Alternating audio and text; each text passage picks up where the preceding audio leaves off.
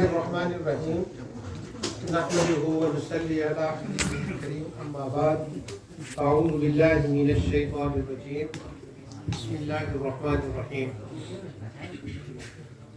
واکتب لنا فی ہذہ الدنیا حسنہ آمنت باللہ صدق اللہ العظیم۔ سب سے پہلے ہم اللہ سبحانہ و تعالیٰ کا شکر ادا کرتے ہیں کہ اللہ سبحانہ و تعالیٰ نے ہمیں عظیم الشان محفل میلاد کے اندر حاضری کا شرف بخشا ہے۔ اللہ تعالیٰ اسی قبول فرمائے۔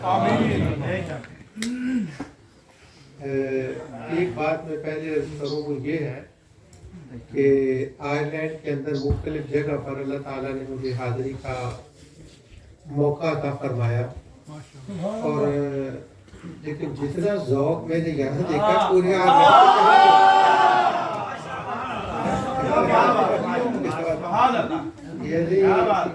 یہ حافظ گل صاحب کی خوشبو کا فیض ہے۔ یہ جو میرا وہ گل ہے یہ اس کی خوشبو ہے جس نے آپ کے دل و دماغوں کو معطر کیا ہوا ہے، اور ادھر آقا دو جہاں صلی اللہ علیہ وسلم کا نام آتا ہے، ادھر عاشق جو اٹھتے ہیں۔ مجھے ایک بڑی پرانی بات یاد آئی۔ ہمارے ایک عالم دین تھے، آپ میں سے کوئی نہیں جانتا ہوگا، شاید یہ جانتے ہو، ان کا نام تھا حضرت صاحبزادہ فیض الحسن شاہ صاحب رحمۃ اللہ علیہ، آلو مہار شریف والے۔ وہ ہمارے بچپن میں بڑے مقرر تھے، بڑی ان کا نام تھا، بڑی اچھی تقریر کرتے تھے، اور وہ ایک ردم کے ساتھ الفاظ کو بولتے تھے۔ تو وہ کہتے ہیں میں پشاور میں گیا تقریر کرنے کے لیے، تو وہاں سارے پٹھان تھے۔ اب ان کی اردو کمزور تھی اس علاقے کی، ویسے تو پٹھان اردو بولتے ہیں، ان کی ذرا کمزور تھی اردو۔ تو وہ کہتے ہیں اب ان کی شاہ صاحب کی اردو بڑی فصیح اور بڑی ٹاپ کی اردو تھی۔ تو وہ کہتے ہیں جب میں نے شروع کیا تو میں نے الفاظ بولے، تو 15 منٹ کے بعد 10 منٹ کے بعد میں نے اس چیز کو ریئلائز کیا کہ میری بات نا ان تک پہنچ نہیں رہی، تو یہ انڈرسٹینڈ نہیں کر رہے۔ تو شاہ صاحب کہتے ہیں بھائی دلے آپ کو میری بات سمجھ آ رہی ہے؟ تو ان میں سے ان کا لیڈر تھا نا، اس نے کہا جی بات تو آپ کی کسی کو بھی سمجھ نہیں آ رہی۔ بالکل سچی بات اس نے کی۔ کہنے لگا بات تو کسی کو بھی آپ کی سمجھ نہیں آ رہی، مجھے بھی سمجھ نہیں آ رہی، لیکن ایک بات ہے کہ ہمیں سب کو یہ پتا ہے کہ تو نام مدینے والے کا لے رہا، بس ہمیں سمجھ آئے یا نہ آئے تو لیتا جا، ہم جھوٹ جائیں گے۔ تو یہ آپ کا ذوق ہے بہت زیادہ، اور جو نعت خوانی ہے میں ذاتی طور پر اس کو بہت پسند کرتا ہوں، میری تو روح ہے نعت خوانی۔ میرے کہنے کا صرف یہ مقصد تھا، جب میں نے حافظ صاحب سے عرض کیا کہ اگر میں پہلے کر لوں تو بعد میں نعت خوان جو ہے وہ کنٹینیو کرے، یہ میرا مقصد تھا۔ عام طور پر نعت خوانوں کو ہمیں بہت میرے دل میں وقار ہے، اور میلاد کا جہاں تک تعلق ہے، پاکستان میں نہیں دنیا بھر میں میلاد چلتا ہی نعت خوانوں کے نام سے۔ مثلا ایک شہر میں 10 علماء تقریر کر رہے ہوتے ہیں، اور کم از کم 2000 نعت خوان مرد یا عورتیں گھروں میں محافل میلاد کو نبھا رہے ہوتے ہیں۔ تو ان کا نعت خوانوں کا محفل میلاد کے اندر بہت زیادہ کنٹریبیوشن ہے۔ ابھی وہ صوفی صاحب نعت پڑھ رہے تھے کہ وہ قسمت کو جگاتے ہیں جو میلاد مناتے ہیں، تو مجھے اللہ تعالیٰ نے بہت عظیم اس کی نعمتیں ہیں مجھ پر، وہ لیکن شاعری کی یہ عطیہ مجھے کسی وجہ سے عطا نہیں ہوا، لیکن میرے ذہن میں ایک بات بھاگ رہی تھی، وہ یہ کہ کوئی اچھا شعر لکھنے والا، آپ مجھے پتہ نہیں آپ میں سے کون ہے، اگر اس کو تھوڑا سا چینج کر دے کہ جو قسمت جگاتے ہیں میلاد منانے والے، یہ چھوٹی بات ہے، اس سے بڑی بات یہ ہے کہ وہ دنیا میں مردے ہیں جو میلاد نہیں مناتے، اور مرے ہوں کو زندہ کرتے ہیں میلاد منانے والے۔ اور یہ قرآن کریم کی اس کے اوپر بہت سی آیات گواہ ہے، جس کو حضور کی محبت نہیں وہ اصل مردہ ہے۔ تو اللہ سبحانہ و تعالیٰ آپ کو جزائے خیر عطا فرمائے، اور خصوصاً حضرت حافظ صاحب اللہ تعالیٰ ان کے جو کام ہیں شاید اس کی مثال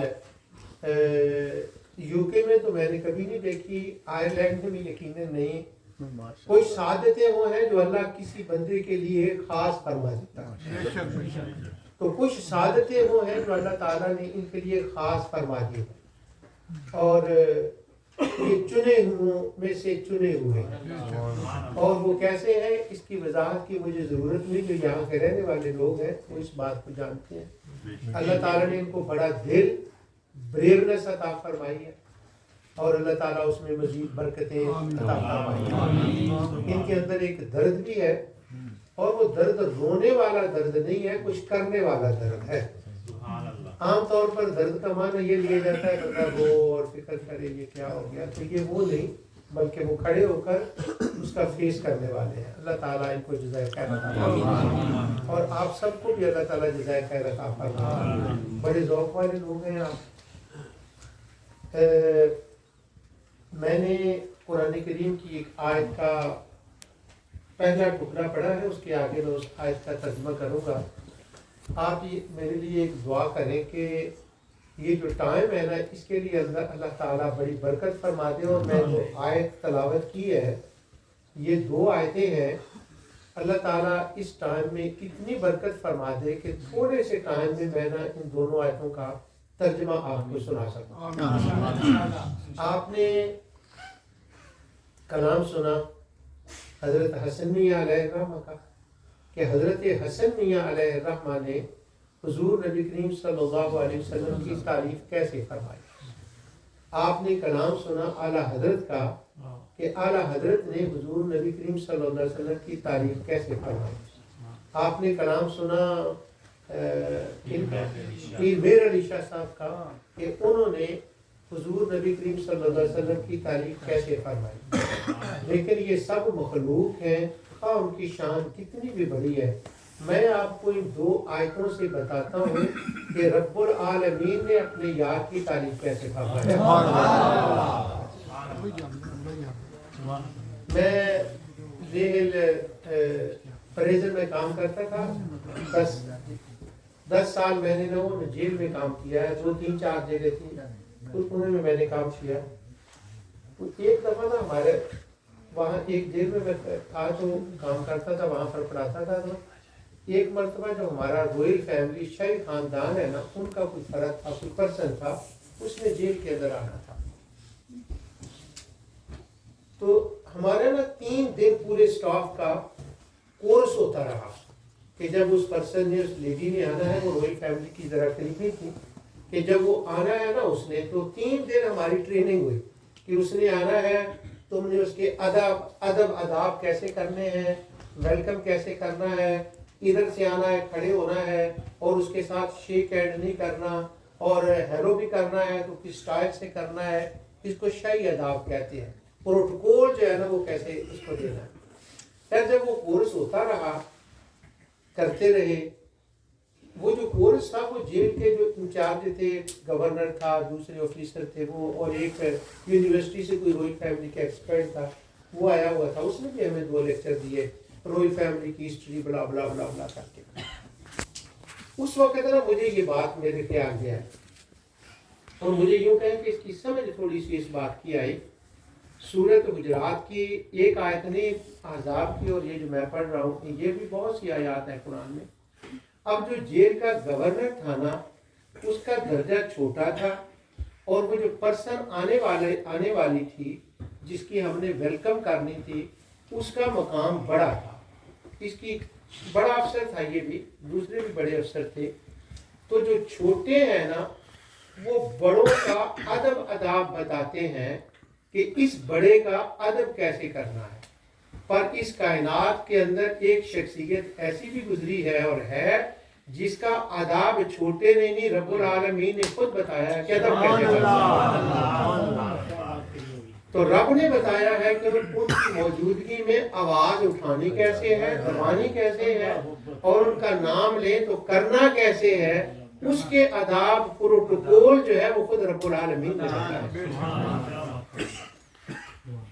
اس آیت میں جو میں نے آپ کے سامنے پڑھی ہے، اللہ تعالیٰ وقت میں برکت فرمائے، وہ یہ ہے، میں آپ کی زیارت چاہتا ہوں ذرا سامنے، یہ ایک روحانی تعلق، تھوڑا سا ادھر میری ساری رونق یہ ہے نیل کی وجہ سے میری بات ہے، میں تھوڑا سا آگے ہوتے ہیں، آپ نظر آ جائیں، اللہ تعالیٰ آپ کو بڑی جزائے خیر جزاک اللہ۔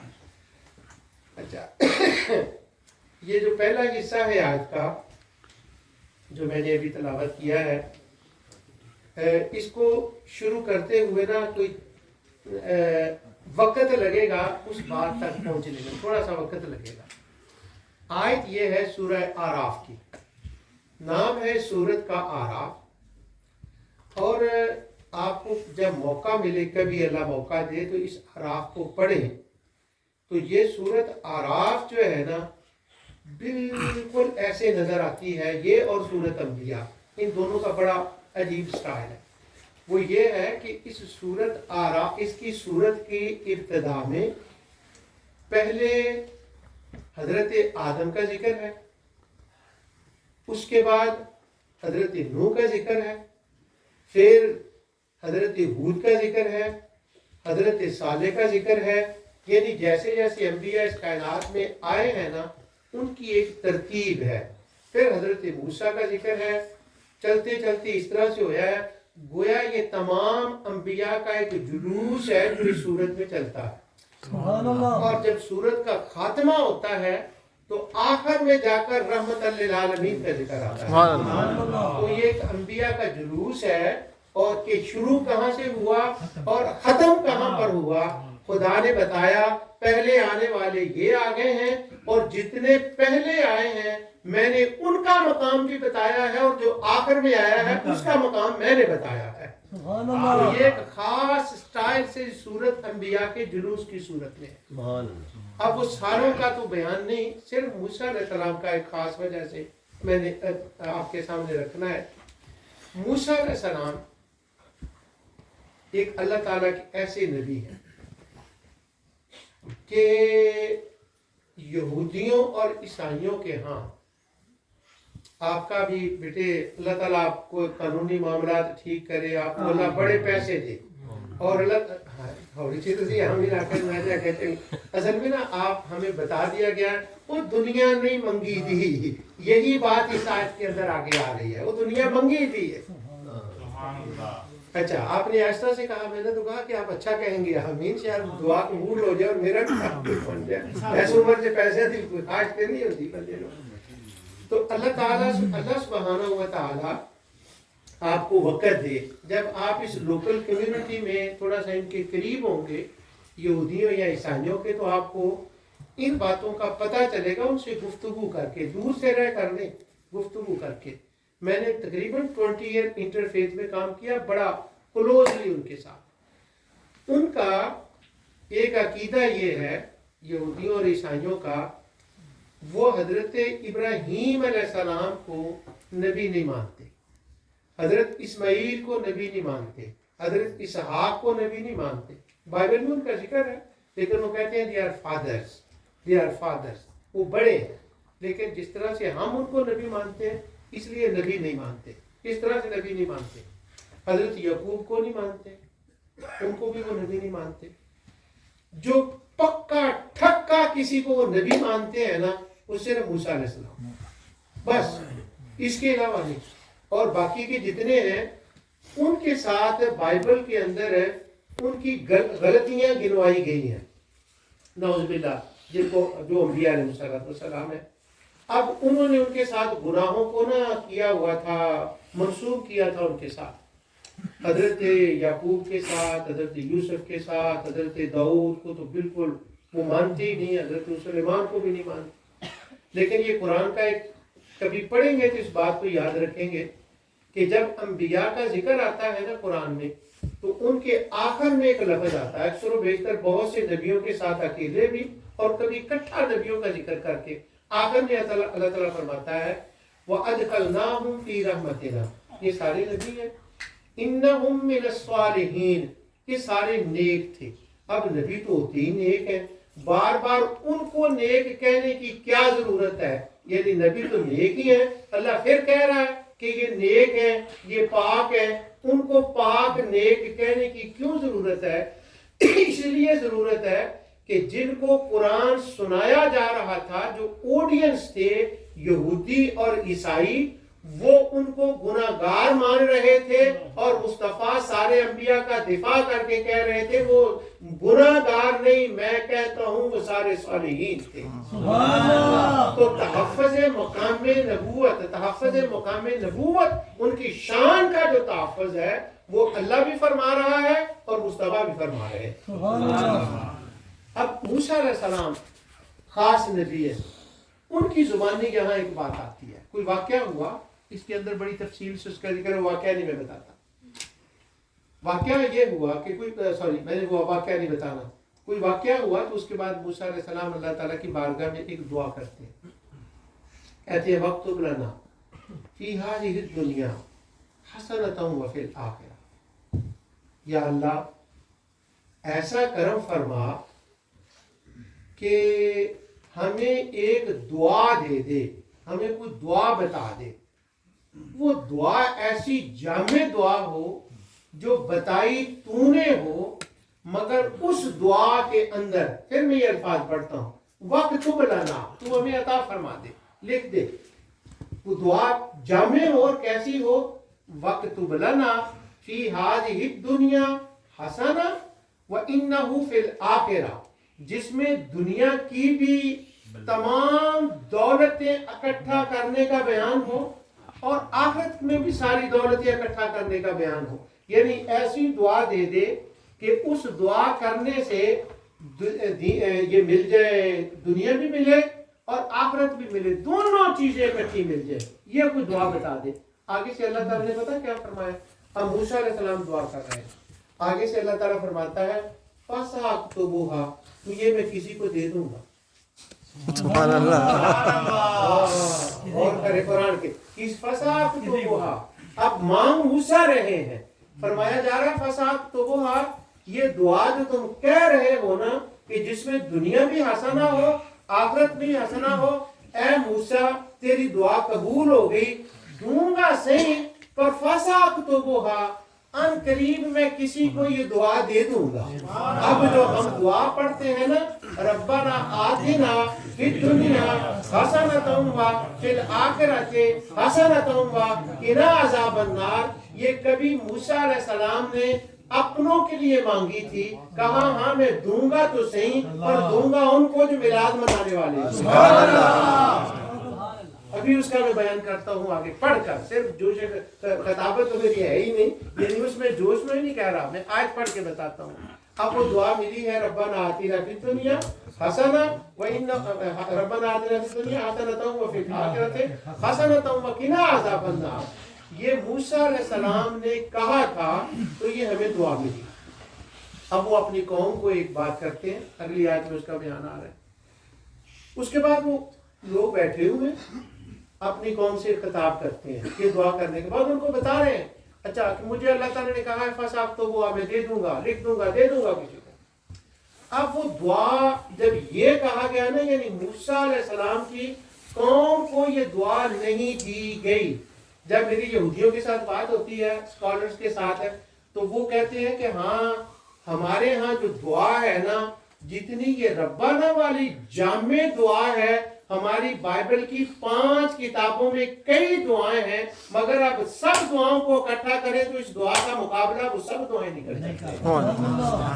ये खास दुआ मिली है, और जब आप कभी तन्हाई में इस पे गौर करके मांगे तो पता चलता है। आप जाते हैं हज के लिए तो ये दुआ पता कहाँ कहा गया है मांगने के लिए? जब 7 चक्कर लगाते हैं तो रुकने यमानी से लेकर हजरे अस्वद के दरमियान जहाँ 70,000 फरिश्ता खड़ा होता है ना, हुजूर ने फरमाया तुम्हें क्या पता ये दुआ तुम्हें कैसे मिली है? इसके पढ़ने की ये जगह है, यहाँ ये दुआ किया करो। इसलिए कहा गया जिनको कहते हैं ना महंगी दुआ है, महंगी दुआ है जो अल्लाह ताला ने हमें अता फरमाई है, मिल गई दुआ। अब मूसा अलैहिस्सलाम बाद में उनको खिताब फरमाते हैं, ये मेरी इंटरफेस की दुनिया है, دوسرے مذاہب کے ساتھ بات کرتے ہوئے، اور آپ کو بھی اللہ تعالیٰ بڑے موقع دے گا ایسے انشاءاللہ. بس پیسے مل جائیں آپ کو، معاملات سیدھے ہو جائے گا. وہ آگے آمین. یہ ہنسنے کی بات نہیں، تو دعا بھی میں نے کہا ربنا آتنا فی الدنیا حسنہ کا کیا مطلب ہے؟ یہی تو اس کا مطلب ہے.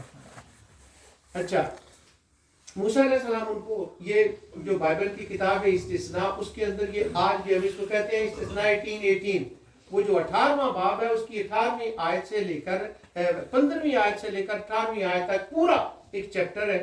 اس کا خلاصہ میں آپ کو بتا دوں اب بھی ہے. یعنی بائبل چینج ہو جائے لاکھ بار. وہ امام اہل سنت نے کہا تھا، انہوں نے کر دیا. امام اہل سنت نے فرمایا تھا مٹ گئے آدھا تیرے. یہ تبدیل کرنے والے کرتے رہے بائبل میں، لیکن یہ آیت آج بھی ہے. مطلب میرا لگتا ہے مجھے یہ کہ اعلیٰ حضرت کی شاید نظر اس طرف تھی. مٹ گئے مٹتے ہیں آدھا تیرے، نہ مٹے گا نہ مٹا ہے نہ مٹے گا کبھی چرچا تیرا. یہ لاکھ بار بائبل کو چینج کر دیں پر تیرے چرچے کو چینج کے اندر بھی میں باقی رکھوں گا. اس لیے وہ بائبل کے اندر آج بھی 18 میں وہ چمکتی ہوئی آیت ہے. اب ذرا وہ آیت بھی تھوڑی سی اوکھی ہے. یہ میری تقریر اتنی سوکھی نہیں ہے جتنی صوفی صاحب کے شعر سوکھے تھے. یہ تھوڑا سا آپ کو نا وہ تو ارک نکال کر دے دیتے، میں ارک نہیں نکال سکتا اور نکالنا چاہیے بھی نہیں. یہ تقریر کی میں بات کر رہا ہوں. خدا نے بھی ذرا اس کو نا ایسے انداز سے پیش کیا ہے کہ بندہ کچھ سوچے. اللہ کہتا ہے میں نے یہ اتنی بڑی یہ تمہیں نعمت دی ہے، اس کو استعمال کرنے کے لیے دنیا کے لیے بھی استعمال کرو، لیکن میں نے قرآن دیا ہے کہ جب اسے پڑھو تو اسے استعمال کرو. میں نے یہ دیا ہی تمہیں قرآن سمجھنے کے لیے. اس لیے تھوڑا سا اس کے اوپر کرنا پڑے گا. تو جو بائبل کی آیت ہے اس کو ہم حق مانتے ہیں کہ وہ اللہ کا کلام. یہ آیت ساری کی میں بات کر رہا. اب موسیٰ علیہ السلام خطاب فرماتے ہیں. موسیٰ علیہ السلام کہتے ہیں جب انہوں نے اس دعا کو دیکھ لیا، یہ مل گیا کہ میں لکھ دوں گا بس اب تو وہ اس کے بعد اب تھوڑا سا پیچھے چلے جو 2 منٹ آپ کے لگیں گے، لیکن اگر میں بات نہ کروں تو وہ بات میں آپ کو سمجھا نہیں سکتا. سیدنا ابراہیم علیہ السلام، ان کے 2 بیٹے ہیں. ایک سیدنا اسحاق علیہ السلام اور دوسرے سیدنا اسماعیل علیہ السلام. اب میں آپ سے نہیں پوچھتا دونوں میں سے بڑا کون ہے، اس بات کو رہنے دیں. اب وہ 2 بیٹے ہیں ابراہیم علیہ السلام کے. دونوں بیٹوں کی آگے نسل چلی ہے. حضرت اسحاق کی بھی نسل چلی اور حضرت اسماعیل کی بھی نسل چلی. اب اس لائن میں اسماعیل علیہ السلام ہے اور اس لائن میں ماشاءاللہ سمجھ آ رہی ہے، زندہ باد. اب پتہ چل رہا ہے کہ ذوق آپ کا ہے. اچھا اب وہ لیکن وہ ذرا باتیں میں آمد نہ جان کے اوکھیاں کرتے ہوئے نا، اس واسطے آپ کو بھی جواب دینے میں ذرا وقت لگ رہا ہے، لیکن جواب نہ دیں، صرف ذرا یہاں بٹھائیں.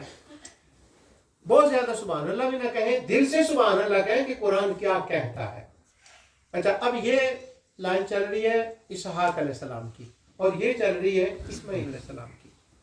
اب جب یہ لائنیں دونوں چل رہی ہیں اسماعیل کی اور یہ حضرت اسحاق کی، یہ اس باپ کے بیٹے، یہ اس باپ کے بیٹے، اب دونوں ایک دوسرے کے کیا لگیں گے؟ یہ جو اسماعیل علیہ السلام ہے ان کی اولاد ان کی کیا لگے گی، اور جو ان کی اولاد ہے یہ ان کی کیا لگے گی. میں آپ سے نہیں پوچھتا، میں اسی لیے آپ کو بتا دیتا ہوں. اسے کہتے ہیں کزن. کزن وہ ایک دوسرے کے کزن ہوئے نا. اچھا اب وہ کزن ہیں دونوں، یہ بات سمجھ میں آ گئی تو اب وہ آیت آپ کو ایزی ہو جائے گی. اب موسیٰ علیہ السلام کو جب یہ کہہ دیا گیا نا، ہاں موسیٰ تو نے لکھ دیا ہے، تو نے کہا مانگی ہے دعا، بس اب تو وہ میں دے دوں گا. موسیٰ علیہ السلام کو پتہ چل گیا. اس کے بعد وہ خطاب کرتے ہیں قوم سے، کہتے ہیں اے بنی اسرائیل، ان قریب ایک نبی آئے گا تمہارے کزنوں میں. اگر بات سمجھ آتے تو گونج پڑ جاتی. نبی آئے گا تمہارے کزنوں میں. کس کی اولاد میں آئے گا؟ کس کی اولاد میں آئے گا؟ حضرت اسماعیل کی اولاد میں آئے گا. آج تک یہودیوں کے پاس یہ بڑا مشکل آیت ہے ان کے لیے بھی. اچھا وہ کہتے ہیں، اچھا فرمایا موسیٰ علیہ السلام کہتے ہیں تمہارے کزنوں میں رسول آئے گا. ٹھیک ہے، 15ویں رسول آئے گا. موسیٰ علیہ السلام کہتے ہیں میں تمہیں اس کی چند ایک علامتیں بتا دیتا ہوں، اور جب وہ رسول آئے تو جب وہ رسول آئے نا تو یہ مت سمجھنا کہ یہ ہماری نسل سے نہیں آیا، اپنی اس نسل کو مت دیکھنا، بس یہ دیکھنا کہ بڑا بابا ابراہیم تو ایک ہی ہے نا، جد امجد تو ایک ہے نا، اسی سے آیا ہے، اس کو تم نے ماننا، اس پر ایمان لانا ہے. اب وہ جو آیت اگلی ہے، حضرت موسیٰ علیہ السلام نے جو ان کی باتیں ان کو بتائیں، وہ باتیں اس آیت میں آتی ہیں. میں کچھ چھوڑ رہا ہوں، ایک بات اور سن لیں، یہ میں لفظ ہے، اس کو میں اس کے اوپر سے گزر نہیں سکتا. اللہ تعالیٰ نے جب اس کو بیان فرمایا تو اللہ تعالیٰ فرماتا ہے قال عذابی من اشاء ورحمتی وسعت کل شیء. اس پوری گفتگو کو اللہ تعالیٰ نے نقل فرمایا. اللہ تعالیٰ فرماتا ہے میں جسے چاہوں عذاب دوں. اس کی کیا ضرورت ہے کہنے کی کہ میں جسے چاہوں عذاب دوں؟ جو اللہ ہے وہ کسی کو چاہے عذاب دے، یہ تو انڈرسٹوڈ بات ہے. اب وہ قرآن کہہ رہا ہے، اللہ تعالیٰ فرماتا ہے میں جسے چاہوں عذاب دوں، اور آگے ہے وسعت رحمتی کل شیء، اور باقی رہی میری رحمت، وہ تو بہت بڑی رحمت ہے. ان دونوں جملوں کا تعلق بیٹے یہ ہے، یہودیوں کے ہاں اللہ تعالیٰ کسی کو بغیر کسی بات کے، وہ اگر کسی نے جرم کیا ہے تو وہ جرم کے بعد اللہ اسے معاف نہیں کر سکتا اور عذاب بھی نہیں دے سکتا. اللہ تعالیٰ نے فرمایا تم نے مجھے پابند کر دیا ہے کہ میں یہ نہیں کر سکتا، یہ کر سکتا ہوں، میں رب ہوں، میں جو چاہوں کہوں. اور باقی رہا تمہارا یہ خیال کہ نبی اسحاق کی اولاد سے آنا چاہیے، وسعتی رحمت کل شیء، تم نے میری رحمت کو اس نسل میں مخصوص کر دیا ہے. میری رحمت بڑی وسیع ہے، میں چاہوں تو اس نسل میں آخری نبی کو بھیجوں، چاہوں تو اس نسل میں آخری نبی کو بھیجوں، اور میری رحمت وسیع ہے. اور یہاں وسعت رحمتی کا لفظ اس لیے آیا کہ وہ آنے والا رحمت للعالمین ہوگا، کیونکہ آنے والے نے رحمت للعالمین ہونا تھا، اس لیے اللہ تعالیٰ نے اپنی جو رحمت ہے اس کی وسعت کو پہلے بیان فرمایا. اب بیٹے ہوا کیا کہ آگے یہ ہے کہ موسیٰ علیہ السلام نے جو خطاب کیا ہے اور جس کا حصہ آج بھی بائبل میں موجود ہے، اب اس کا آگے بیان آتا ہے. فرمایا وہ جن کو ربنا آتینا دعا دی جائے گی نا، ان کی ایک نشانی ہے. اب موسیٰ علیہ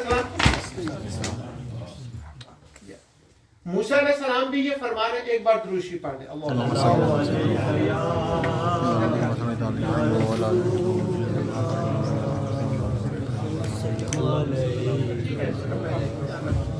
موسیٰ علیہ السلام فرما رہے ہیں، انہوں نے بھی فرمایا اور قرآن نے اس بات کو نقل کیا. اب وہ جو آخری نبی ہے اس کی ایک نشانی، دو نشانیاں اس آیت کے اندر آ گئی. ایک یہ کہ وہ بنی اسرائیل سے نہیں ہوگا. وہ کس سے ہوگا؟ بنی اسماعیل سے. ہاشم بیٹے بعد میں آتے ہیں، ہم پیچھے سے لے رہے ہیں. بنی اسماعیل میں آئے گا، وہ نبی بنی اسحاق میں نہیں آئے گا. کیوں؟ بنی اسرائیل میں جتنے نبی آئیں گے وہ صرف بنی اسرائیل کے لیے ہوں گے، اور جو بنی اسماعیل میں آئے گا وہ کائنات کا نبی ہوگا. سبحان اللہ. وہ رحمت للعالمین ہوگا. جتنے نبی آئے ہیں اس کے اندر، کس میں؟ بنی اسرائیل میں، وہ عالمین کے لیے ایک نبی بھی نہیں آیا، وہ صرف اپنی قوم کے لیے آئے ہیں. اب عیسیٰ علیہ السلام ہے، ان کا ایک آیت کے اندر میں آپ کو بتاتا ہوں. اللہ تعالیٰ فرماتا ہے عیسیٰ علیہ السلام کے بارے میں وَرَسُولًا إِلَىٰ بَنِي إِسْرَائِيلَ، کہ عیسیٰ آئے ہیں کن کے لیے؟ بنی اسرائیل کے لیے. کسی وقت موقع ملا تو پھر میں اس پر زیادہ آپ کو بات بتاؤں گا. میں اس طرف جاننا چاہتا کہ یہ اس آیت کے آنے کی کیا ضرورت ہے کہ وَرَسُولًا إِلَىٰ بَنِي اسرائیل کا نام کیوں لیا گیا.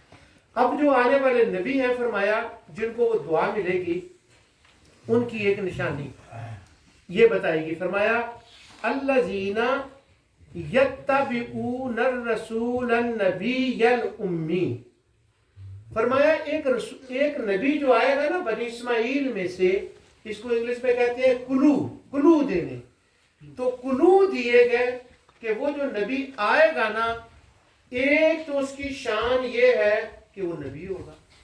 نبی تو بہت ہوتے ہیں، نبی ہوگا. آگے فرمایا الذین یتبعون الرسول، وہ رسول ہوگا. یتبعون رسول النبی، وہ نبی ہوگا. اب یہ جو ہے نا، یہ بات زیادہ کلیئر نہیں ہوئی کہ فرمایا گیا وہ نبی ہوگا اور وہ رسول ہوگا. رسول پہلے بھی آئے ہیں، نبی پہلے بھی آئے ہیں، مگر وہ عالمین کے لیے نہیں. اب ذرا چاہیے تھا کہ اس بات کو اور کھول دیا جاتا. فرمایا موسیٰ علیہ السلام کہہ رہے ہیں، اللہ اس کو نقل فرما رہا ہے، فرمایا وہ نبی، وہ رسول، وہ نبی آئے گا، وہ نبی ہوگا، وہ رسول ہوگا، اور آخر میں فرمایا النبی الامی، وہ امی ہوگا. سبحان اللہ. وہ کیا ہوگا؟ امی. ایک بار ذرا دھیان سے اس لفظ کو سن لے، وہ کیا ہوگا؟ امی. اب ہم دروشی پڑھتے ہیں نا، وہ آپ کو سب کو درود آتا ہے. میں آپ کا ٹائم بچا، ورنہ اگر کوئی اور میری جگہ ہوتا کہتا ہے ایک بار دروشی پڑھ لیں ثواب ہوگا، تو یہ بات کرنے سے بھی ثواب ہو، سننے سے بھی ثواب ہوگا انشاءاللہ. تو آپ کو وہ دروشی آتا ہے، اس کے اندر بھی وہ ہے نا نبی الامی کے الفاظ.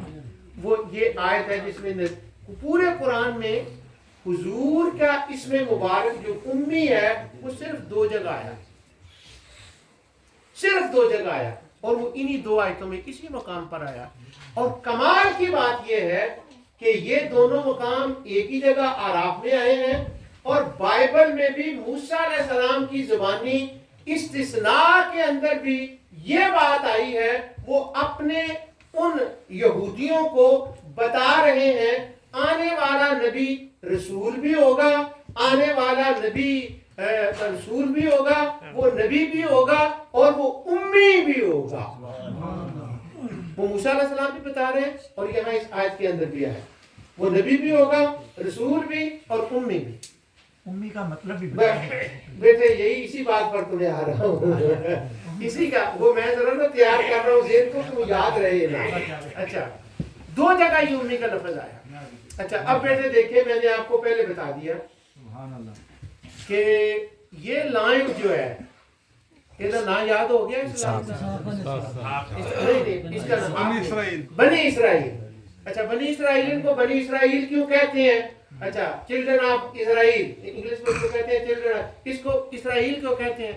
اصل میں سیدنا یعقوب علیہ السلام، ان کا لقب تھا اسرائیل.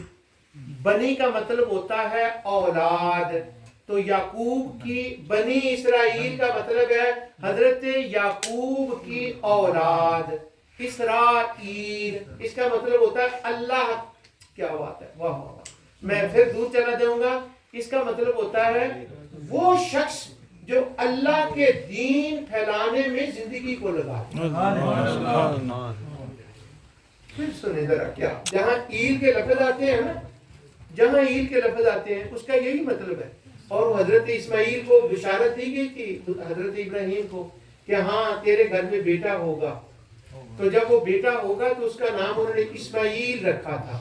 اس کا بھی یہی مطلب تھا کہ اسماعیل کعبے کو بسانے میں اپنی زندگی لگا دے گا، اس لیے اس کا نام تھا اسماعیل. رسول ہوگا، نبی ہوگا، امی. ماشاءاللہ تنتے یاد ہو گیا پتر، زندہ باد. امی ہوگا. اب امی کیا ہے؟ اب یہ بنی اسرائیل میں اتنے رسول آئے، اتنی کتابیں آئیں. اب اس لائن میں رسول بھی آئے، کتابیں بھی آئیں. تو اگر میں آپ کو یہ کہوں یہ سارے ان پڑھ سن، چڑھا دماغ کی نہ قبول کرے گا؟ ذرا میرے ساتھ شیئر کریں، آپ کا دماغ قبول کرے گا کہ یہ ان پڑھ؟ رسول آئے، ان کے اوپر کتابیں آئیں، ان کو تو کہیں گے پڑھے لکھے لوگ ہیں، پڑھے لکھے لوگ ہیں. یہ ہیں پڑھے لکھے لوگ. اب جب یہ پڑھے لکھے لوگ ہیں پوری نسل، اور ادھر بنی اسماعیل میں مکہ میں حضرت ابراہیم علیہ السلام آئے، اس کے بعد حضرت اسماعیل آئے. حضرت اسماعیل کے بعد ہزاروں سال گزر گئے، نہ کوئی کتاب آئی، نہ کوئی نبی آیا. اسی طرح سارے رہے. اچھا اب جب ان میں کوئی کتاب نہیں آئی نہ کوئی نبی نہیں آیا اب جو آخری نبی آیا اس کا نام رکھا گیا امی سورہ یاسین کے شروع میں یہ بات آتی ہے کہ وہ نا ان کے پاس لتنذر قوما انذر آباؤہم فہم غافلون اس کا مطلب ہے کہ یہ وہ لوگ ہیں عرب اس کی اولاد سے حضرت اسماعیل کی ان کی طرف اس سے پہلے کوئی نبی نہیں آیا ان میں حضور ہے اب وہ بن گئے امی اب بیٹے امی کا جو مطلب ہے وہ آپ سمجھتے ہیں ایک مطلب سمجھتے ہیں دوسرا مطلب میں آج کی اس محفل میلاد میں انشاءاللہ یوں کہیں کہ میں بتانا عرض کرنا چاہتا ہوں اور اس معنی کو نہ جاننے کی وجہ سے کئی لوگوں کا ذہن مردہ ہو جاتا ہے مگر میلاد کی برکت سے صحیح امی کا معنی سمجھ لے تو مردوں سے زندہ ہو جاتا ہے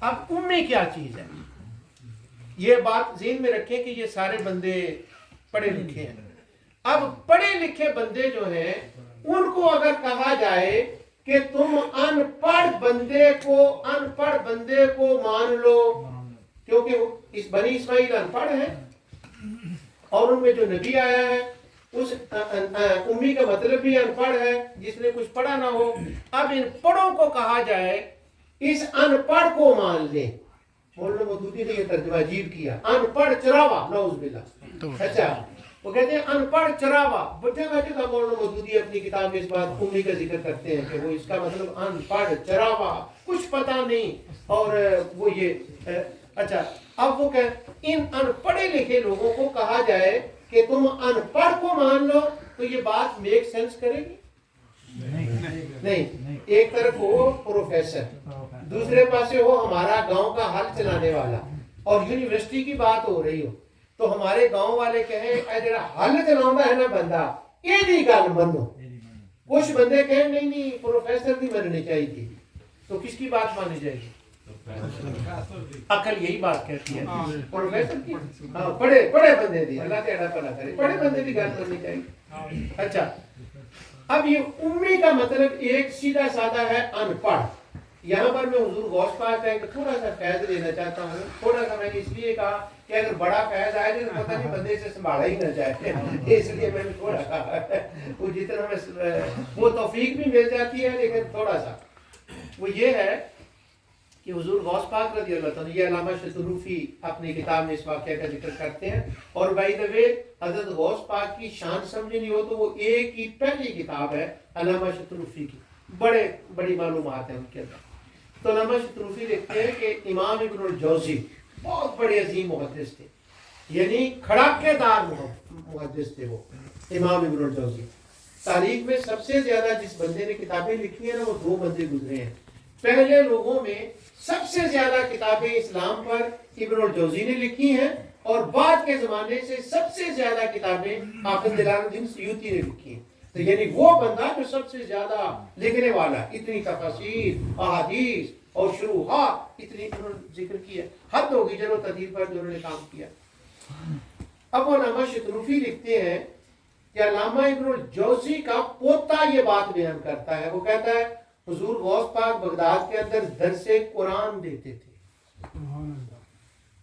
تو علامہ ابن الجوزی میرے دادا میں ان کے ساتھ گیا ایک ان کے ساتھ اور محدث ان کے دوست تھے جب وہاں جا کر بیٹھے تو حضور غوث پاک رضی اللہ تعالیٰ نے کوئی آیت تلاوت فرمائی اب وہ کتاب لکھنے والے نے آیت کا ذکر نہیں کیا کہ کون سی آیت تھی اس لیے میں بھی معذرت چاہتا ہوں مجھے نہیں پتا نہ انہوں نے اس کی تفسیر لکھی بس اتنا واقعہ لکھا انہوں نے کہا کہ وہ ابن الجوزی بیٹھ گئے ان کا پوتا بیٹھ گیا اور دوسرا محدث بیٹھ گیا جب وہ بیٹھ گئے حضور غوث پاک نے آیت پڑھی تو آپ نے اس آیت کی ایک تفسیر کی تو وہ محدث ابن الجوزی کو پوچھتے ہیں آپ اتنے بڑے مفسر ہیں یہ تفسیر آپ کو آتی ہے ابن الجوزی نے کہا ہاں مجھے آتی ہے حضور غوث پاک نے اس کی دوسری تفسیر کی پھر وہ پوچھتا ہے آتی ہے وہ کرتے کرتے 15 تفسیریں حضرت غوث پاک نے ایک آیت کی بیان کی تو ابن الجوزی کہتے ہیں وہ ہر بار اسے پوچھتا ہے یہ آتی ہے وہ کہتے ہیں ہاں اب ابن الجوزی ایسا بندہ نہیں اس نے خود قرآن کی تفسیریں لکھی ہے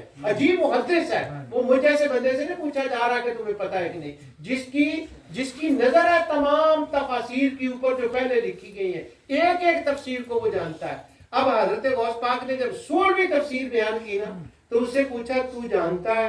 वो कहता है मैं नहीं जानता। फिर हजरत ने आगे बयान किया। अब इब्नुल जौजी की ब्रेक लग गई 15 तफसीरों पर, तो मुसन्निफ कहते हैं, शितलूफी कहते हैं, हुजूर गौस पाक ने उस आयत की 40 तफसीर बयान कर दी।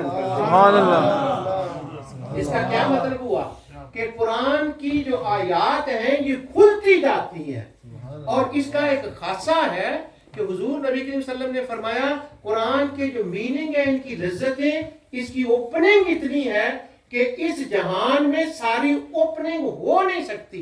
एक बंदा आयतों को पढ़ता है, उसके सामने कुछ राज खुलते हैं जिनका ताल्लुक इस जहान के साथ है। फिर कब्र में बंदा जाता है, कुरान पढ़ता है, वहां कुछ और राज खुलते हैं। क़यामत के दिन पड़ेगा, कुछ और राज खुलेंगे। फिर जब वो जन्नत में जाएगा तो सिर्फ खाना पीना नहीं होगा कि पी लिया और खा लिया और बोरिंग लाइफ नहीं होगी। और क्या करना है जन्नत में? ना जॉब पे जाना, ना कुछ नहीं, खाना पीना और सो रहना, ये बात होगी नहीं।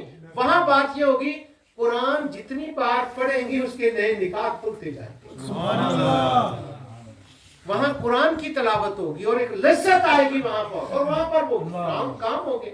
हजरत अल्लामा गुलाम रसूल सईदी रहमतुल्लाह अलैह, आपका इंतकाल हुआ तो वो बाद में किसी को खाब में मिले, उनके किसी शिगिर्दों में, तो अल्लामा सईदी साहब से पूछते हैं कि आप के साथ अल्लाह ताला ने क्या मामला किया।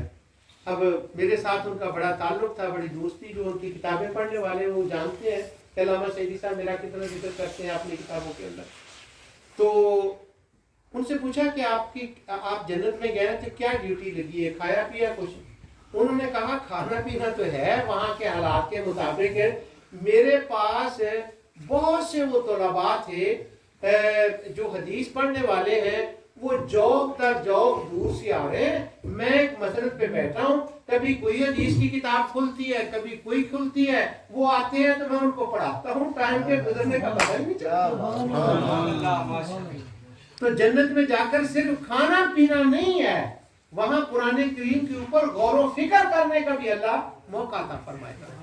हुजूर गौस पाक ने 40 तफसीरें बयान कर दी। अब मैंने जो बात बयान करनी है हुजूर गौस पाक का मैंने फैज़ लिया ताकि आप पैनिक भी न हो, इसलिए मैंने ये वाक़या बयान किया। अब उम्मी पर लफ्ज़ आते हैं बेटे, उम्मी क्या होता है? अब पहले उम के माना सुन ले। वो ये नहीं कि मैं कोई तर्जमा अपने गांव से लाऊंगा, वो आयतों के अंदर तर्जमा लिखा हुआ है उनका। एक आयत में पढ़ता हूं, पहले आपने गौर करना है कि यहाँ उम्मी वो लफ्ज़ आएगा, उम्मी। तो आपने मुझे बताना है, जैसे आप शेरों का जवाब देते हैं ना, अब कुरान का भी जवाब दे तो मदा दुगना नहीं चुगना हो जाए। अब आयत सुने, अल्लाह सुब्हानहू व तआला जो ये किताब है ना, लौह महफूज, वो 7 आसमानों के ऊपर किताब है, लौह महफूज। 7 आसमानों के ऊपर किताब पढ़ी, नाम उसका है लौह महफूज, एक नाम है उसका लौह महफूज। अब दूसरा नाम, अच्छा वो जो लौह महफूज किताब है,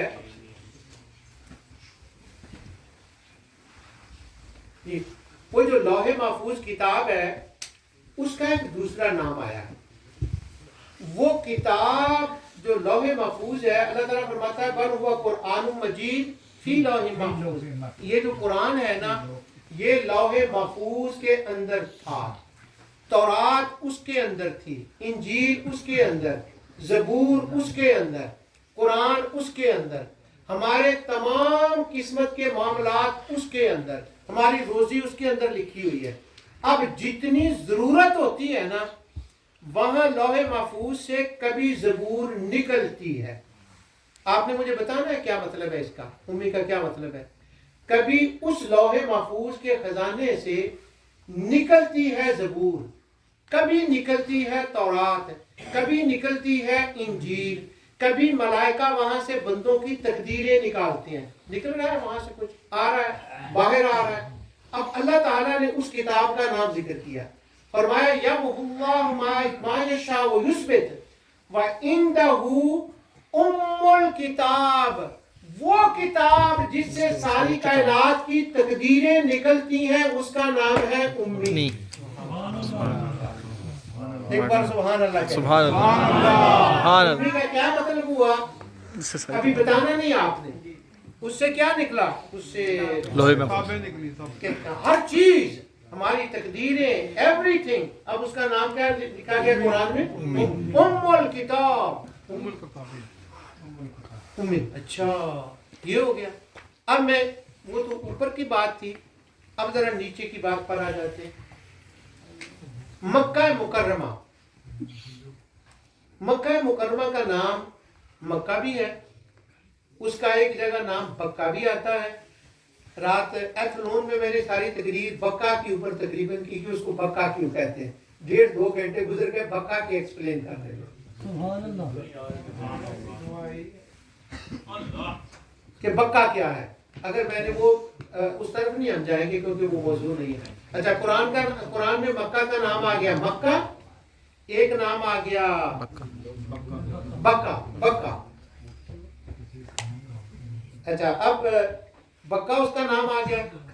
ایک نام اور ہے اور وہ قرآن میں 2 جگہ آیا ہے، اور اس نام وہ اتنا مشہور نہیں ہے لیکن وہ نام قرآن نے اس کا ذکر کیا. اور ریئل نام یعنی پہلا نام جو ہے نا وہ ہے سب سے پہلا نام مکے کا وہ نام ہے. وہ 2 جگہ قرآن میں آیا ہے. اگر وہ دونوں جگہ دیکھنی ہو تو حضرت حافظ صاحب سے پوچھ لیں، پکے حافظ نے، کچے نہیں، پکے حافظ اللہ نے یہ سعادت ان کو دی ہے. اللہ تعالیٰ فرماتا ہے وَلِتُنذِرَ أُمَّ الْقُرَىٰ. ام القرى یہ مکے کا دوسرا نام ہے. امی کیوں کہہ لیں اس کا دوسرا نام ہے امی، مکے کا نام. اب مکے کو امی کیوں کہتے ہیں، اس کو امی کہنے کا کیا معنی ہے؟ وہ اوپر والا تو آپ نے جان لیا کہ اس سے نکلی ہے ساری کتابیں، تو اس کا نام ہوا امی.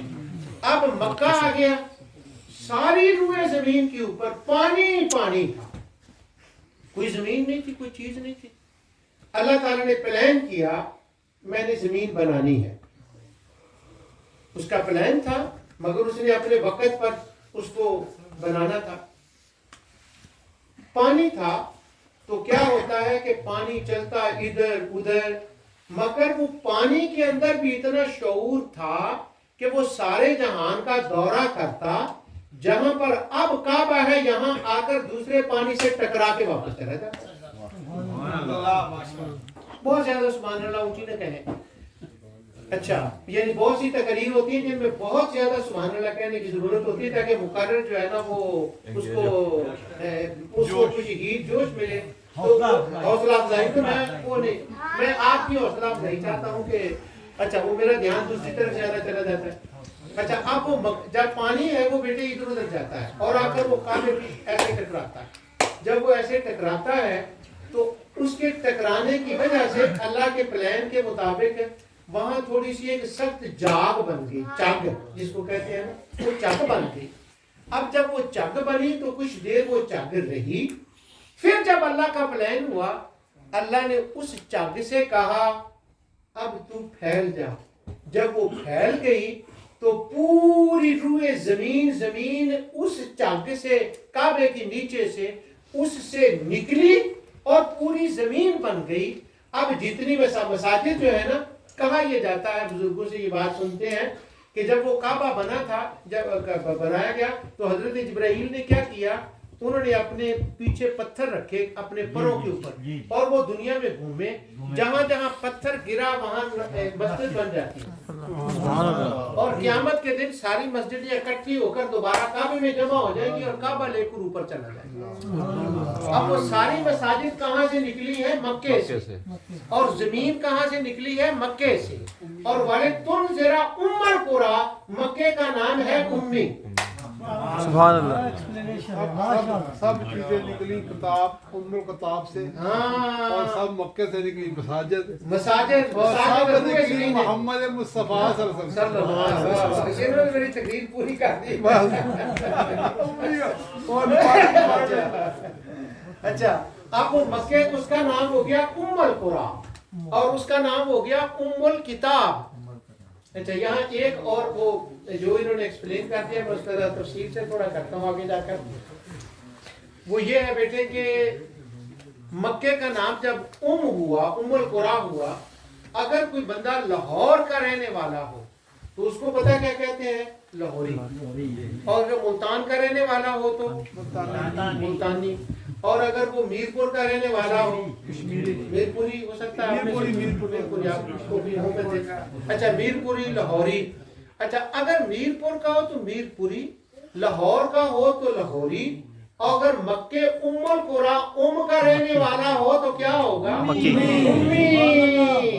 اب موسیٰ علیہ السلام تقریر فرما رہے ہیں اور یہودیوں کو بتا رہے ہیں, ان کو بتا یہ رہے ہیں کہ میں تمہیں آخری نبی کے آنے کی بات بتاتا ہوں, ایک تو وہ تمہارے کزنوں میں آئے گا. اس لائن سے نہیں, اس لائن سے ایک نشانی یہ ہے کہ وہ تمہارے قدموں سے آئے گا, وہ یہودی نسل نہیں ہوگا, اور پھر وہ نبی بھی ہوگا, رسول بھی ہوگا. اور آگے سن لیں, جس کو دنیا کہتی ہوگی نا وہ وہاں کا رہنے والا ہوگا. اب وہ یہودیوں یا عیسائیوں کے لیے کوئی اس کے اندر پردہ تو نہیں رہ گیا, ان کو تو اس بات کا پتہ. اچھا ایک لفظ ہے ماں صاحب کہتے ہیں. جو ایکسپرٹ ہے نا اس کے لینگویج کے, جو انگریز چائنیز جو ہیں, اب میں یہ کہوں جو ہمارے ایکسپرٹ ہیں وہ ان کو میں کہتا ہوں یہ بیچارے کیوں ہیں؟ پتر بڑیاں گلاں دی تحقیق ادوں کیتی جاندی ہے جدوں گھر دے سارے دانے پورے ہون تے کم پورے ہون, بل پورے دتے جان, تاں بندہ باہر دی گل سوچدا ہے. وہ جینے بیچارے دے بل پورے نہ ہوندے انہوں نے جان دے بارے کی سوچے. ہن قدر آوے گی ربنا آتنا حسنا وفی الآخرت حسنا, کہ اگر دنیا حسنا ہوگی, ضرورتیں پوری ہوں گی, تو تب تم ان کی طرح ان چیزوں پر پی ایچ ڈی کرنے لگو گے جہاں پر یہ کھاتے پیتے لوگ کر رہے ہیں. اسی گھر دے وچ آٹا نہیں تے اسی اودے تے پی ایچ ڈیاں انہاں گلاں دے اوتے جڑیاں نے. میری ایک اسٹوڈنٹ ہے, وہ مراکش کی رہنے والی تھی, عرب. وہ میری کلاس میں میری اسٹوڈنٹ تھی, اس نے پی ایچ ڈی کیا. یہ جو بارش ہوتی ہے نا تو جو صحن کے اندر ہوتے ہیں نا سنیل, اس کو کیا کہتے ہیں وہ, اس نے یونیورسٹی نے اس کو ٹاپک دیا اور میرا خیال تو 50,000 پاؤنڈ اس کو دیا لڑکی کو اس پر پی ایچ ڈی کرنے کے لیے, کہ وہ جو ہے نا اس کے دماغ کے اوپر پی ایچ ڈی کرنا ہے. کیسی کیسی پی ایچ ڈی ہو رہی ہے مغرب کے اندر, کیوں؟ انہوں نے کول دنیا حسنا ہے پر آخرت حسنا کوئی نہیں. چاہیے اے وے بندے دی دنیا بھی حسنا ہوئے تے تا آخرت حسنا ہوندی ہے. اللہ تعالیٰ آپ کو عطا فرمائے. اچھا اب جو ماسٹر ہے لینگویج کے ایکسپرٹ جو ماسٹر ہے وہ پتہ کیا کہتے ہیں؟ وہ کہتے ہیں کہ جب زبانیں شروع ہوئی ہیں دنیا کے اندر, جو لینگویج شروع ہوئی ہیں, سب سے پہلے کیا کس کے اوپر جو ہے نا لینگویج نے کہا کہ پہلا ورڈ کیا دنیا کے اندر انوینٹ ہوا, کیا بولا گیا ہے پہلا لفظ؟ تو انہوں نے فائنڈ کیا, ان کی ریسرچ کے مطابق, غلط نہیں ہوگی امید ہے, وہ کہتے ہیں سب سے پہلے جو ورڈ انسان نے بولا ہے یعنی لینگویج کے اندر جو لفظ آیا ہے وہ لفظ ہے وہ نہیں کہتے, وہ کہتے ہیں مم. چلو مم ہوا یا ہوا, کہتے ہیں ماں کو. انہیں کیا پاویں انگریزی چ کہہ لو تے پاویں اردو چ کہہ لو, ہے گا تے کوئی گل ہے نا. وہ کہتے ہیں وہ ایسے لینگویج کو ایکسپلین کرتے ہیں. وہ کہتے ہیں یہ لفظ کیسے آیا, یہاں سے ہوا مم. اب عربی کے لحاظ سے لے تو اس کے بعد ہوا تو وہ کہتے ہیں کائنات کے اندر جتنی لینگویجز بنی ہیں ان لینگویج میں سب سے پہلا لفظ جو انوینٹ ہوا ہے اس کائنات کے اندر وہ کا ہوا. اب جو کائنات میں اول چیز ہے وہ کیا ورڈ ہوا, اب ماں کو کہتے ہیں اب جب ماں کو کہتے ہیں, اگر ہم کا ترجمہ یہ کریں کہ جسے کچھ پتہ نہ ہو, ان پڑھ ہو, اسے کچھ نہ آتا ہو, تو ماں کو ماں اس لیے کہتے ہیں, اس کو اس لیے کہتے ہیں کہ وہ ان پڑھ ہوتی ہے. سوچیں ذرا, ماں کو ان پڑھ ہونے کی وجہ سے کہیں گے نہیں, اس لیے ماں کو الکتاب کو کیوں کہتے ہیں, وہاں سے کچھ نکلا ہے.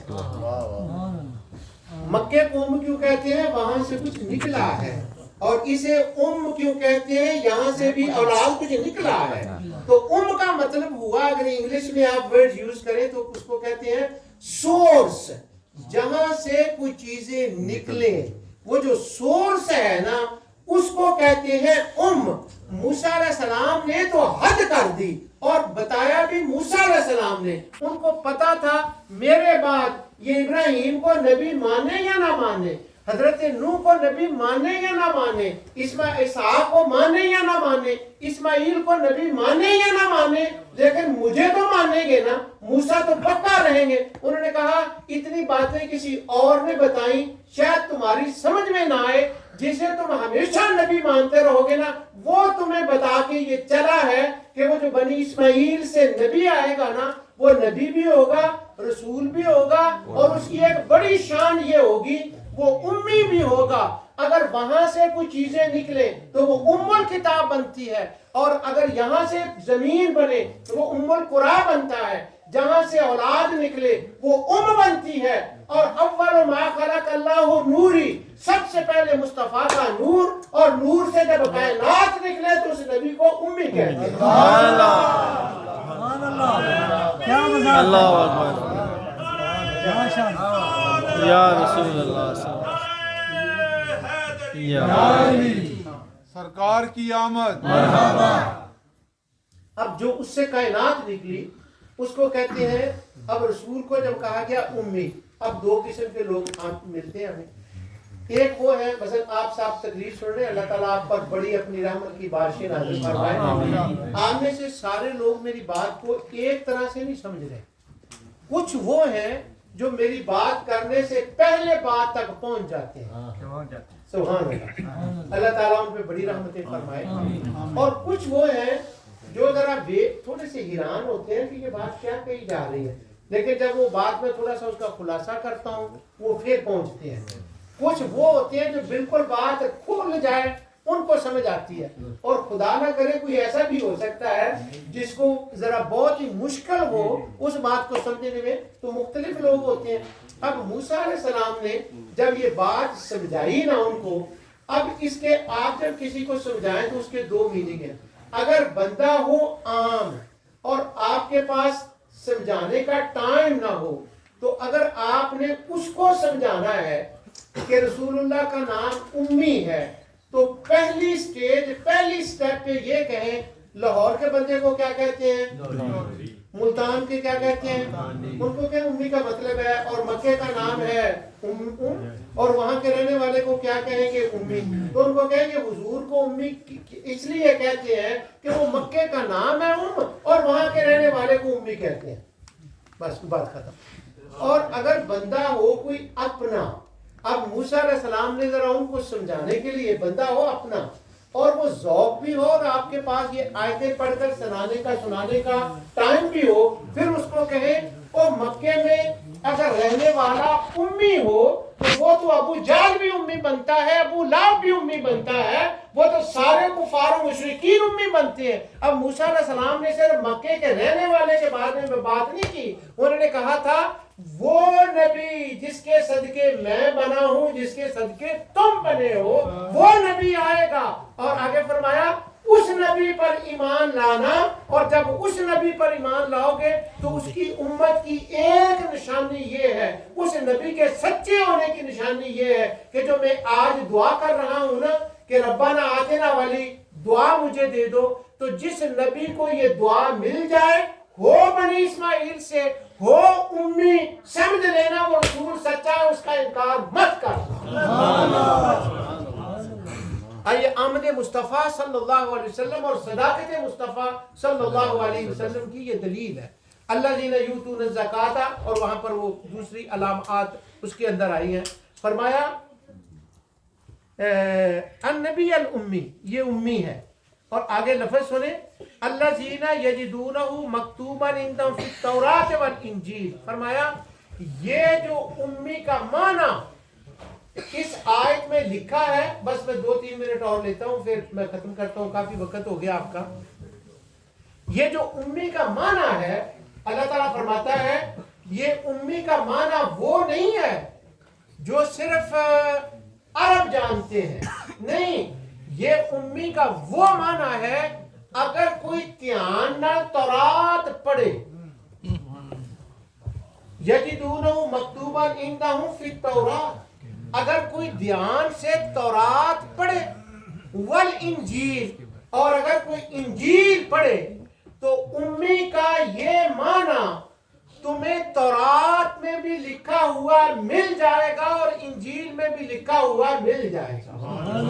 اس نبی کی آمد وہاں بھی ہوگی، وہاں بھی لکھی ہوگی، اور اس نبی کی آمد کا تذکرہ انجیل میں بھی لکھا ہے اور قرآن کریم میں بھی لکھا ہے۔ آگے آیت آگے چلتی ہے، حد ہو گئی ہے اس آیت کریمہ کے اندر۔ ہوا یہ کہ موسیٰ علیہ السلام کے بعد کچھ چیزیں ایسی تھیں کہ یہودیوں نے نا اپنے اوپر ان کو حرام کر لیا، کچھ کو حلال کر لیا، آگے پھر اس کا بیان ہے، اور آگے ان کو میں چھوڑتا ہوں۔ ایک لفظ ہے جو میں اگر نہ کہوں تو میرا یہاں آنے کا مقصد شاید نہ رہے۔ اسی آیت کے اندر آگے جا کر اللہ تعالیٰ فرماتا ہے کہ موسیٰ علیہ السلام نے وہ جو کہا اس کا بیان ہے، تو وہ فرماتے ہیں، یہ مجھے پورا چھوڑنا پڑا اس کے اندر سے، فَالَّذِينَ آمَنُوا بِهِ، ایسا کرنا کہ جب وہ نبی آئے تو اس پر ایمان لانا، وَعَزَّرُوهُ وَنَصَرُوهُ، بس یہ دو لفظ کے معنی بتا کے میں ختم کرتا ہوں۔ عَزَّرُوهُ بڑا عجیب لفظ ہے یہ عربی کے اندر، عربی زبان میں جب کوئی الفاظ ہوتے ہیں نا تو اس کے لیے ایک لفظ ہوتا ہے ایٹمالوجی۔ ایٹمالوجی کا مطلب ہوتا ہے یہ لفظ بلٹ کیسے ہوا ہے، تو اس کی مناسبت ہوتی ہے کوئی وہاں پر، اس مناسبت کی وجہ سے وہ لینگویجیں بنتی ہیں، پھر اس کی ایٹمالوجی جو ہے نا وہ سمجھ آتی ہے۔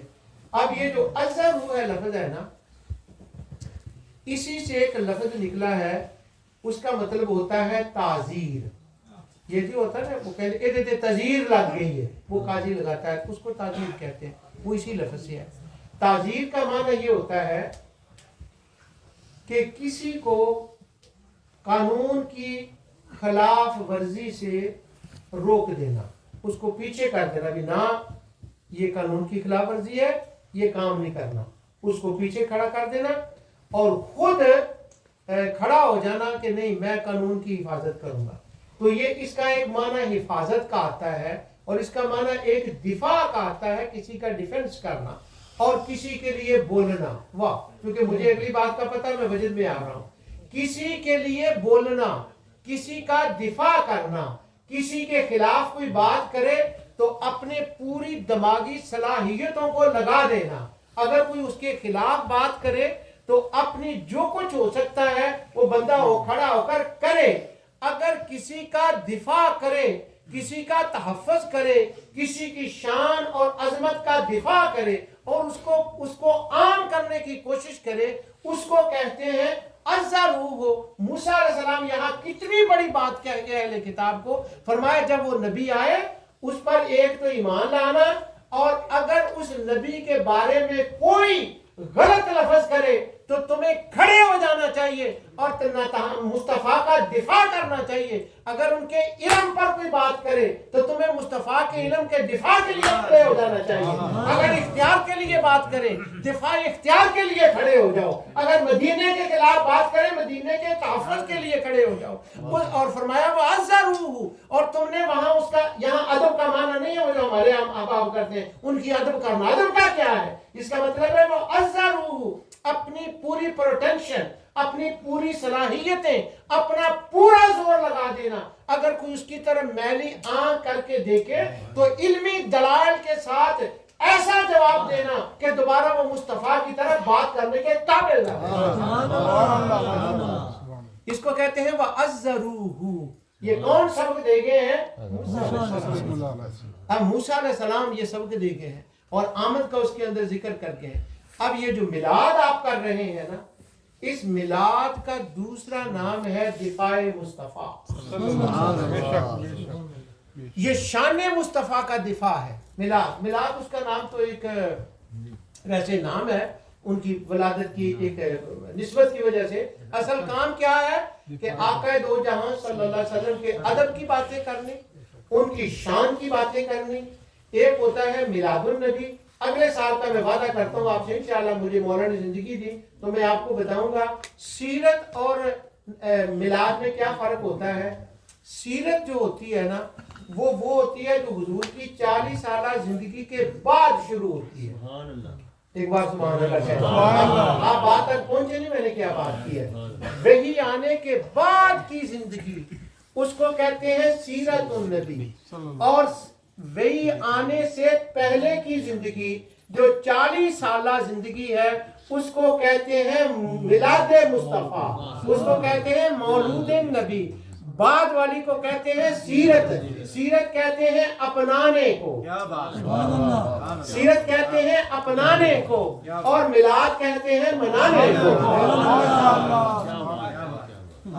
अब अगर कोई बंदा करे सीरतुन नबी का जलसा और वो ये कहे कि मैं मिलाद की जगह सीरत कर रहा हूँ, उसको तो 40 साल के बाद का कोई मौका तलाश करना चाहिए। वो मिलाद मनाने के लिए होता है, सीरत अपनाने के लिए होती है। सीरत के अंदर तालीम होती है और मिलाद के अंदर ज़ाते मुस्तफ़ा मकामे मुस्तफ़ा की बात होती है। ये आयत में आधी छोड़ रहा हूँ। अल्लाह ताला आपके ज़ौक़ को इसी तरह बरकरार रखे और हाफिज साहब के ज़ौक़ को अल्लाह ताला इसी तरह बरकरार रखे। मदीने में मैंने इस पर पता नहीं कहाँ तकरीर की थी, पिछले दिनों में हजरत मुसअब बिन उमैर आए थे मक्के से मदीने आए थे। वो मदीने आए थे तो उन्होंने कुछ देर रहे वहाँ पर और उन्होंने एक मदरसा बनाया। मदरसे के अंदर उन्होंने तलबा को तैयार किया और वो 2-3 साल तैयार करते रहे। जब वो तैयार करते रहे तो पता वो तालीम क्या देते रहे, तालीम ये देते रहे वो नाता पढ़िया करो, वो हुजूर की शान के शेर पढ़िया करो। एक टीम तैयार कर ली और जिस दिन हिजरत करके आए ना हुजूर, वो जितना मिलादी टोला था ना सारा मुसअब बिन उमैर ने साथ लिया और कहा चलो जाकर मुस्तफा का इस्तिकबाल करते हैं। अब वो छतों पे खड़े होते हैं, हम लोग ये तो कह देते हैं छतों पे खड़े हुए, पर कभी किसी ने ये नहीं बताया कि वो छतों पे खड़ा करने की तालीम और तरबियत भी किसी ने की थी। खुद नहीं छतों पे खड़े होकर नारे मारने लगे थे, वो मुसअब बिन उमैर की खिदमत थी। और वो कहते क्या है, ना जाकर पढ़ते हैं ताला अल बद्रु अलैना, ताला अल बद्रु अलैना। इसका क्या मतलब है? उन्होंने ये नहीं कहा हुजूर आ गए, क्या कहा? ताला अल बद्रु अलैना। अरब के अंदर सबसे बड़ी खुशी जिस बात की होती थी वो होती थी जब चांद निकल आए। इससे आगे अरबों के अंदर उनकी जुबान में इससे बड़ा लफ्ज ही कोई नहीं था, ना पहले था ना आज है।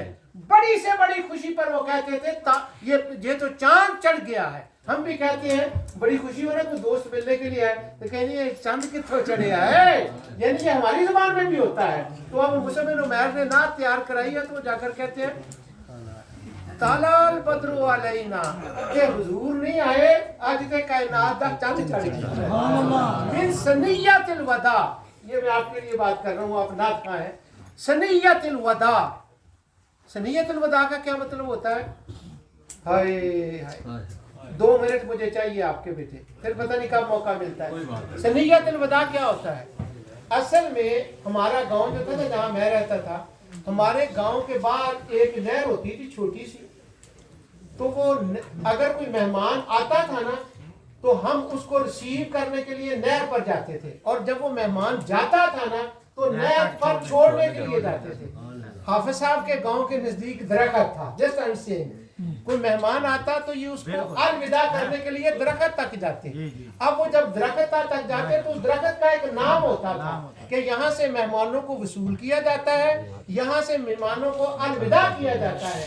मदीने के अंदर भी एक मकाम था, उसका नाम था सनियतुल विदा, जहाँ से मेहमानों को वसूल किया जाता था, जहाँ से उनको अलविदा किया जाता था। तो वो कहते हैं सनियतुल वदा, वो ये तो चांद चढ़ गया है, उस जगह तुलू चांद चढ़ा है जिस जगह से मेहमानों को वसूल किया जाता है और जहाँ से मेहमानों को सियाफ किया जाता है। सनियतुल वदा।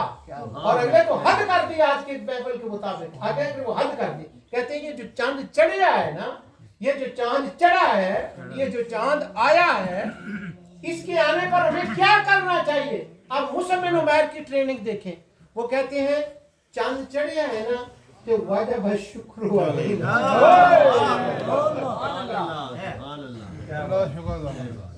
شکر ادا کریں, واجب ہے شکر علینا. اور کب تک شکر کریں؟ آج ہم یہ میلاد صرف شکر ہوتا ہے. لوگ ہمیں کہتے ہیں وہ تو شکر سیدہ آمنہ نے کر لیا تھا, وہ تو انہوں نے کر لیا تھا, وہ شکر تو ہو گیا. اب وہ کیا کہہ رہے ہیں سنیت الوداع پر کھڑے ہو کر واجب ہے شکر علینا. اب چاند آ گیا ہے, اس کے آنے کا شکر کرنا ہم پر واجب ہے. میں ڈاکٹر عبید اللہ صاحب تھے پیرس میں, 90 ایئر کی عمر میں ان کا انتقال. لوگ ان کے بارے میں سمجھتے ہیں کہ ان کا عقیدہ ٹھیک نہیں تھا, بڑے پکے سنی تھے. میں ان کے پاس گیا تو میں نے کہا میں نے میلاد کے لیے کچھ حوالے تلاش کیے ہیں جن میں نا میلاد کا جائز ہونا ثابت ہوتا ہے. تو میری طرف منہ کر کے کہتے ہیں میں نے کچھ حوالے تلاش کیے ہیں جن سے محفل میلاد کا منانا فرض ثابت ہوتا ہے. میں جواز کی بات کر رہا ہوں. اچھا میں نے ان سے کہا وہ بیمار تھے کافی, تو میں نے کہا اچھا وہ آپ کی تو عمر ہے, کو مجھے بتا دے وہ فرض والا کون سا ہے. کہتے ہیں واجب والے بھی ہیں فرض والے بھی ہیں. میں نے کہا ایک تو بتا دے, تو کہتے ہیں واجب شکر والے. ان کی آمد پر شکر کرنا واجب ہے, واجب شکر علینا. اور پھر کب تک شکر واجب ہے؟ اس وقت تک نہیں. اگلے لفظوں نے حد کر دی, قلم توڑ دی. رات کسی نے کہا تھا کہ محمد بنا کر خدا نے قلم توڑ دیا. رات کے پروگرام میں یہ کہیں کسی نے کہا تھا قلم توڑ دیا. مصعب بن عمیر نے نعت خوانوں کو تیار کیا ہے. واجب الشکر علینا. اب اگلا لفظ تو آپ کو آتا ہے مگر ترجمہ بڑا مشکل ہے اس کا. وہ کہتے ہیں ہم پر شکر واجب ہے. کب تک؟ وہ کہتے ہیں مادا للہ داعی, جب تک کوئی اللہ کا نام لینے والا, اللہ کی طرف بلانے والا باقی رہے گا, اس وقت تک آمد مصطفیٰ کا شکر کرنا واجب ہے.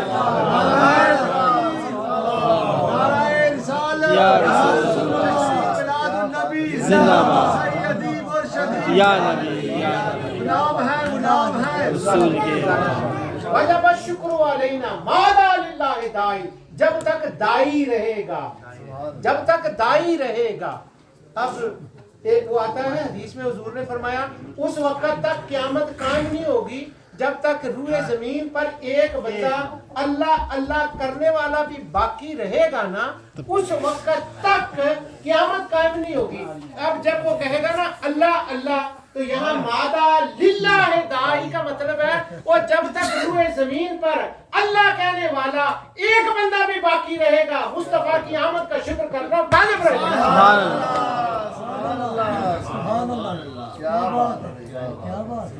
اس لیے آج ہم اکٹھے ہوئے مصطفیٰ کی آمد کا شکر ادا کرتے ہیں. اور وہ نبی ہے النبی الرسول الامی. اللہ سبحانہ و تعالیٰ آپ پر بہت فضل و کرم فرمائے. اللہ تعالیٰ آپ کو برکتیں عطا فرمائے اور اللہ تعالیٰ آپ کی تمام حاجات کو پورا فرمائے. اور ربنا آتنا فی الدنیا حسنۃ وفی الآخرۃ حسنۃ وقنا عذاب النار. دعا کرتے ہوئے پیسیاں دی, چنگی گڈی دی, چنگے گھر دی, یہ ذہن چ رکھیا کرو. یہ موسیٰ علیہ السلام کہہ گئے سن کوئی گڈیاں کوٹیاں تو دور نہ نسیا جے, حالات طریقے نہ جنیاں ملن. یہ دعا میں رب کولوں تہاڈے واسطے منگ کے